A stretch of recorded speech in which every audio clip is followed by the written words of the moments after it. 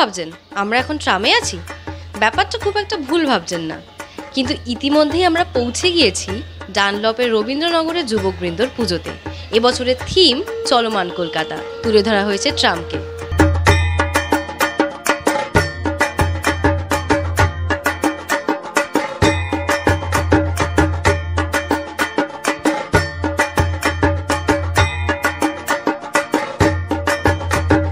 আমাদের পুজো হচ্ছে রবীন্দ্রনগর যুবকবৃন্দ।